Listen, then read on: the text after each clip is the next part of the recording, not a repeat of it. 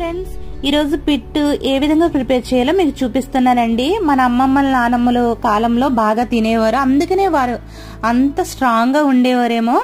మనమైతే కనుక అది ఏ విధంగా ప్రిపేర్ చేయాలో మీకు చూపిస్తున్నాను. ముందుగా అయితే రైస్ ని చక్కగా ఒక గ్లాస్ రైస్ ని లైట్ బ్రౌన్ కలర్ వచ్చేంత వరకు అయితే ఫ్రై చేసేసుకుని దాన్ని మిక్సీ వేసుకోవాలి. బరకగా మిక్సీ వేసుకుని ఇలా జల్లెడతో జల్లించేసుకున్న తర్వాత దాంట్లోనే 2 కొబ్బరికాయలను తీసుకుని ఇలా తురుము తీసేసుకుని దాంట్లో యాడ్ చేసుకుని కొంచెం సాల్ట్ వేసుకుని గోరువెచ్చని నీటితో కలిపేసుకోవాలి.